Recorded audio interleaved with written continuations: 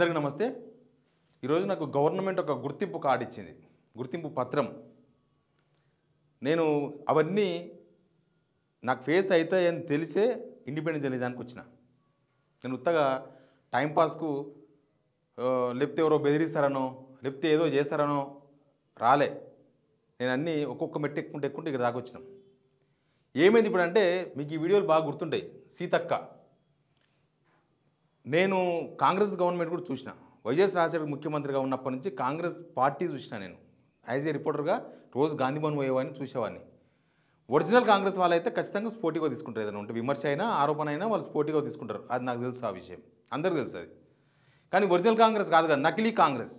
ఈ నకిలీ కాంగ్రెస్ వాళ్ళు ఏం చేశారంటే నాకు నోటీస్ ఇచ్చారు. ఫస్ట్ టైం నా రిపోర్టింగ్ హిస్టరీలో నేను చాలా గొప్పగా ఫీల్ అవుతున్నా. ఎందుకంటే ఒక జర్నలిస్టు పనితీరు ఎట్లా ఉంది, ఒక పనితీరుకు అదొక గుర్తింపు అనమాట.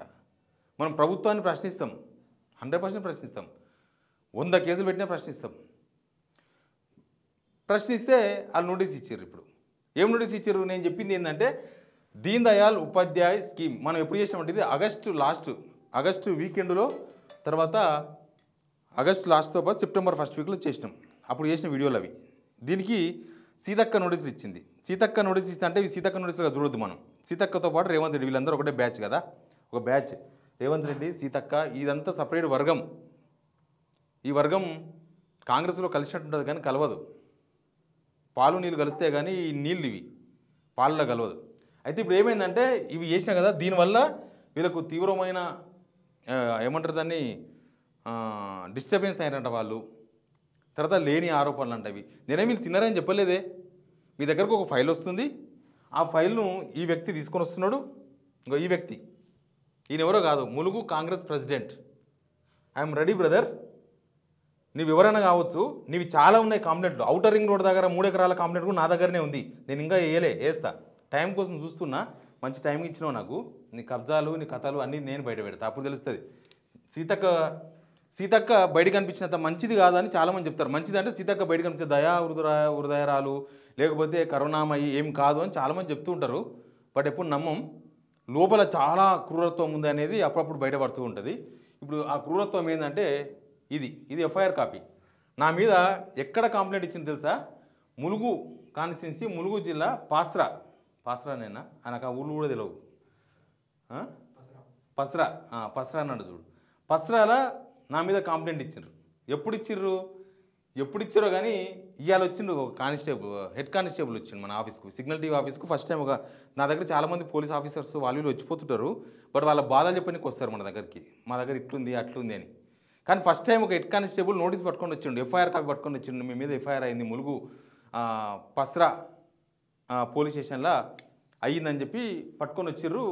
29th రోజు మనం అటెండ్ కావాలంట, పోలీస్ స్టేషన్లో అటెండ్ అవుతాం. ఎవరు కంప్లైంట్ చేసారు దీని మీద అంటే యాక్చువల్గా ఆయన పేరు పగడాకుల అశోక్. మనం చెప్పింది ఏంటి తెలుసు కదా మీకు, Deen Dayal scheme central government scheme. ఇది సెంట్రల్ గవర్నమెంట్ స్కీమ్ సంబంధించి చేయని పనికి ఈ ప్రైవేట్ వాళ్ళు స్కిల్ డెవలప్మెంట్ అని 4 కంప్యూటర్లు పెట్టుకొని ఇదే స్కిల్ డెవలప్మెంట్ సెంటర్ అని చెప్పి ఆ పిల్లలు ఎవరో తెలియదు, వాళ్ళకి ఎవరికి ఉద్యోగాలు ఇప్పిస్తారో తెలియదు. కనీసం 75% 100 మంది పిల్లలకు వాళ్ళకు ట్రైనింగ్ ఇస్తే 75 మందికి వాళ్ళు ఉద్యోగాలు ఇప్పించినట్టు సర్టిఫై అయితేనే వాళ్ళకి డబ్బులు ఇవ్వాలి. సెంట్రల్ గవర్నమెంట్ డబ్బులు ఇవన్నీ పంచాయతీరాజ్ డిపార్ట్మెంట్కి వెళ్ళి ఇవ్వాలి, సీతక్క డిపార్ట్మెంట్ నుంచి ఇవ్వాలి. అయితే ఆ పని చేయకుండానే బ్లాక్ లిస్ట్లో ఉన్న ఒక సాహితీ ఇన్ఫ్రా వాళ్ళకు, సాహితీ సిస్టమ్ ప్రైవేట్ లిమిటెడ్ వాళ్ళకు డబ్బులు ఇచ్చేందుకు ఫైల్ రెడీ అయ్యింది. పగడాకుల అశోక్ అనే దాన్ని పట్టుకొని మీ దగ్గరకు వచ్చిండు. సీతక్క మీరు పరిశీలించండి, అందులో ఏదో ఫ్రాడ్ జరుగుతున్నట్టుగా నాకు తెలిసింది, అదేదో పర్సెంటేజ్ మాట్లాడుకున్నట్టుగా కూడా నా దగ్గర కొంత సమాచారం ఉంది, కొంత ఆధారాలు ఉన్నాయి.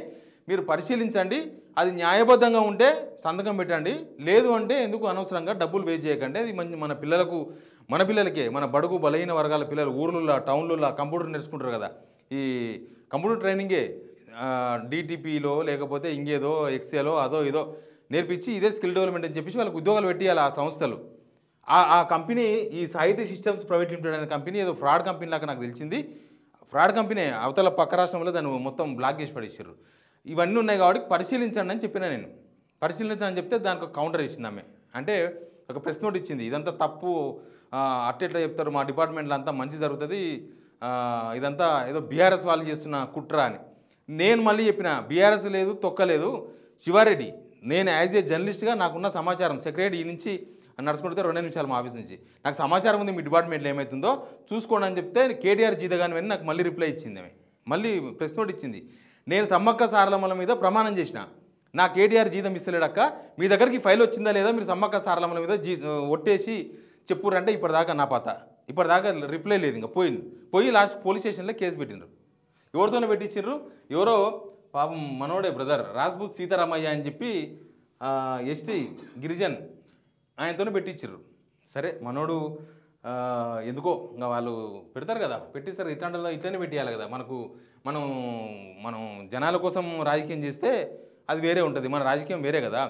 అందుకే అంటున్నా ఇదంతా రాజ్యం ఓడ్చుకుంటలేదు, మన రాజ్యం బుసలు ఓడుతుంది.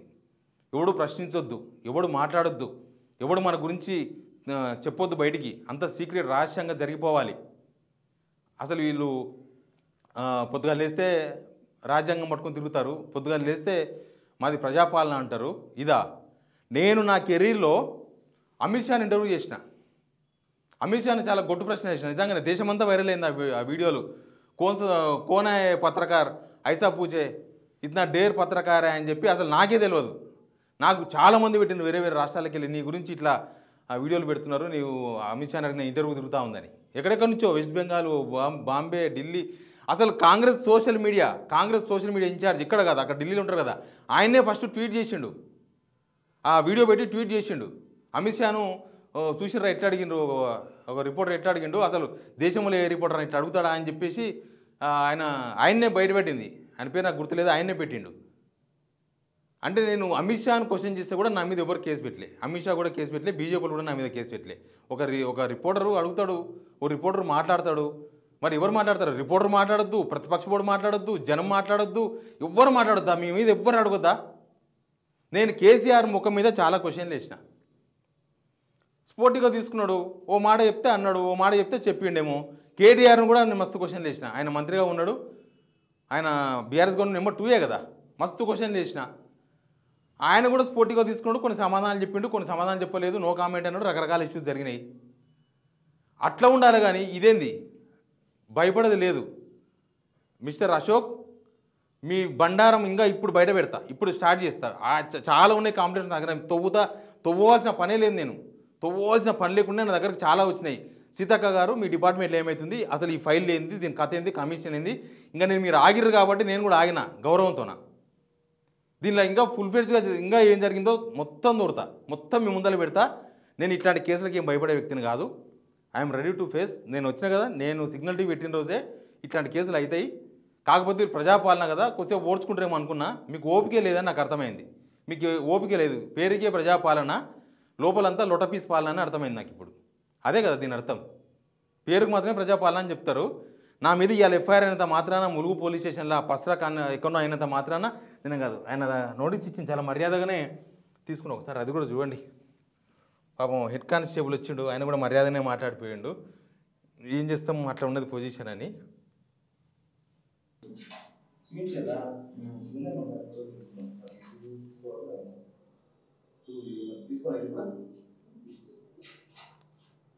ఆయన కోటేశ్వరరావు అని ఆ పస్రా పోలీస్ స్టేషన్లో హెడ్ కానిస్టేబుల్. ఆయన పాపం నా గురించి ఆర్కేలు వచ్చిండు, నాకు నోటీస్ ఈయనకి. నేను చెప్పిన, నాకు మెయిల్ చేసినా అయిపోయింది, వాట్సాప్ చేసినా, కనీసం మీ ఛార్జర్ నేను మిగిలేదు కదా, నన్ను పిలిస్తే నేనే వస్తుంటే కదా అక్కడికని, పిలిస్తే నేనే వస్తుంటే కదా, అంటే ఆనే నోటీస్ తీసుకుంటుంటే అట్లేం ఉండదు అని చెప్తే పాపం ఎస్ఐ సార్ పంపించారని చెప్పి మాట్లాడండి ఆయన.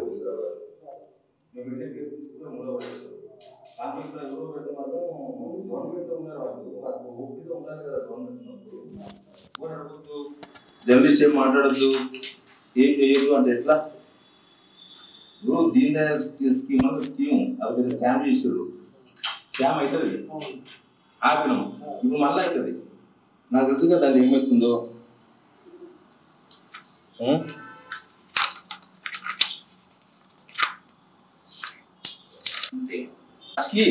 రిప్లై ఇవ్వాలనుందా?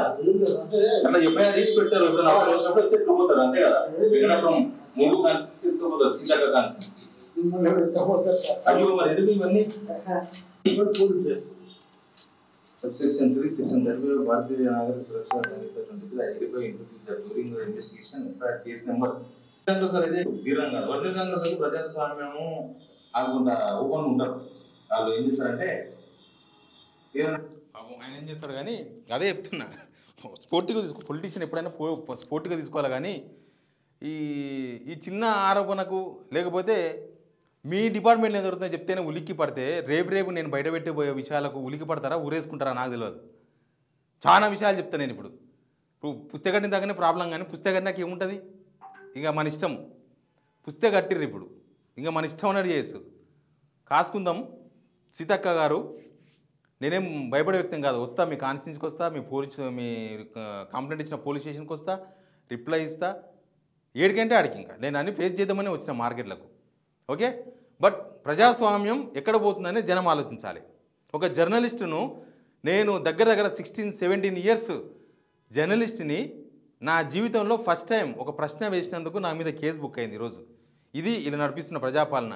దీనికి రేవంత్ రెడ్డి సమాధానం చెప్పని అవసరం లేదు, సీతక్క సమాధానం చెప్పని అవసరం లేదు. నేను సమాజానికే చెప్తున్నా, వీళ్ళు ఇట్లాంటి మనుషులు అని చెప్తున్నా. బట్ భయపడేది ఏం లేదు. రేపు వీళ్ళ వ్యవహారాలు ఏమున్నాయి, నేను నా ఫోన్ నెంబర్ కూడా ఇస్తాను మీకు. నా ఫోన్ నెంబర్ కూడా ఇస్తా. మీకు తెలిసిన సమాచారం ఏమున్నా నాకు పంపవలసిందిగా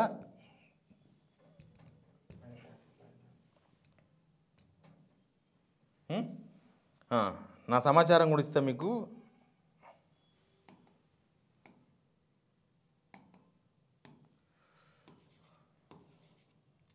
మీకు అందరికీ తెలుసు ఫోన్ నెంబర్, బట్ మళ్ళీ రాస్తున్నా నేను. కబడ్డీ ఆడడం స్టార్ట్ చేసాం అనుకో, కబడ్డీ ఆడాల్సిందే. మోచిప్పలు వలిగిన ఈ నెంబర్కి సమాచారం ఇవ్వండి. వీళ్ళకి సంబంధించిన ఇంకా ములుగు కాన్స్టిట్యున్సీలో ఏమవుతుంది, సీతక్క డిపార్ట్మెంట్లో ఏమవుతుంది, సీతక్క ఏం చేస్తుంది, అసలు ఈ ప్రభుత్వంలో ఏమవుతుంది, మీరు ఈ నెంబర్కు వాట్సాప్ పెట్టండి, లేకపోతే కాల్ చేయండి, మాట్లాడదాం. వీళ్ళ తమాషా ఏందో చూద్దాం. ఐఎమ్ రెడీ, ఫైటింగ్ కోసం రెడీగా ఉన్నా. చూద్దాం ఏందో. ములుగు పోలీస్ స్టేషన్ పోదాం, చూసుకుందాం. Please subscribe signal TV.